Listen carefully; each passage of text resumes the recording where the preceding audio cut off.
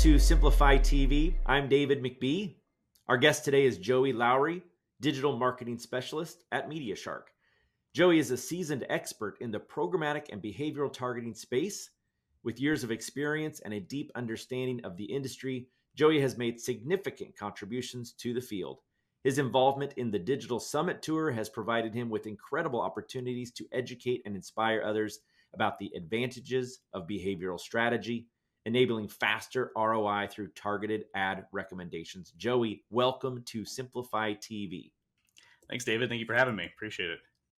I'm really excited to have you here. I want to start by telling listeners that you have some great educational videos on YouTube. I've spent a little bit of time over there. Some of my favorites include what is a demand side platform, what is OTT and CTV advertising, and programmatic advertising explained. So Joey, thanks for creating those resources. No, absolutely. I think I did it halfway, even trying to discover it more myself too.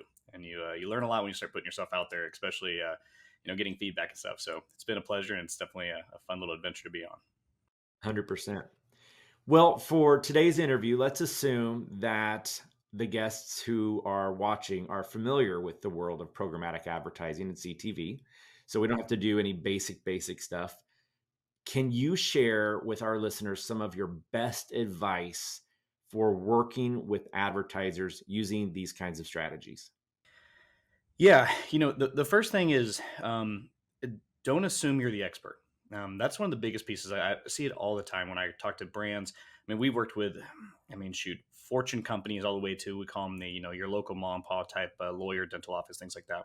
Budgets from, let's say 5,000 to, 700. I think the highest we've had in a month was a single client was 785,000 in a single month, and all programmatic in that regard. But, the worst thing you can do is come in as an expert. And the truth is there's probably no true expert out there, but assuming that whoever you're working with, is going to do the correct thing is kind of what you want. But at the reverse side, you don't want to come in with all these expectations, thinking that you're going to get the exact result you're hoping for because, you heard a friend did it, or, you see your competitors doing it.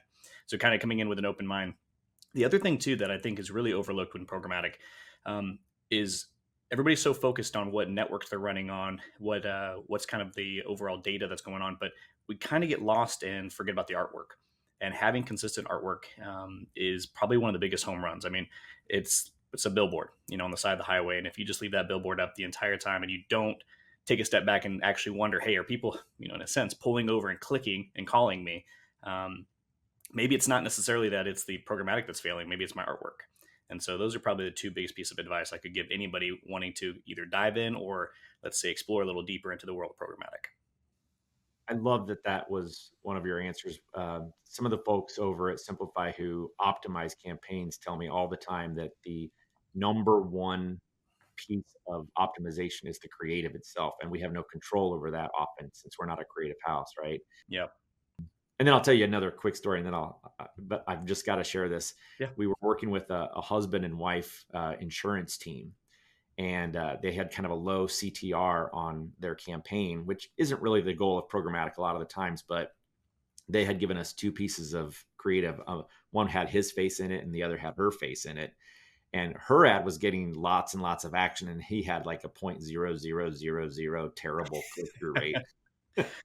And so, of course, we eliminated that ad, and the entire campaign, improved. So oftentimes it can be the creative that is the biggest element. So thank you for sharing that. Yeah. Do you have any examples of clients that you're able to share with us that had some success with programmatic or CTV? Yeah, I can't name them due to the NDAs, but I definitely have the statistic behind it. So the thing with CTV, I think we have to be careful with too, is that, it's a wild, wild west still. And so, we're not jumping into, necessarily same old broadcast news, same type of listeners. And, the numbers, in my opinion, are so much better on CTV than what you're getting anywhere on the television side from traditional. So, whenever we're kind of comparing, what we get with broadcast and traditional to CTV, a lot of times we're blown away ourselves in the sense of performance. Just because, again, we're comparing to let's call it a dinosaur type number sometimes. But yeah, so we had a school that we recently worked with. Their budget was probably right around about 17 to 16,000 a month, and so we ran display programmatic and then also CTV as well. And we saw a landing page increase the submission apply now increase about 181% in a period of 4 months, which was huge. I mean, especially from a school standpoint. Then we've also seen e-commerce has been very heavy, and I think there's a big mix right now where businesses they keep using the word programmatic and they don't understand it quite yet, and so I call it problematic to the newer businesses. But we increased it was a local online brand. We increased their e-commerce rates up to about 300 by 355% in a matter of 6 months.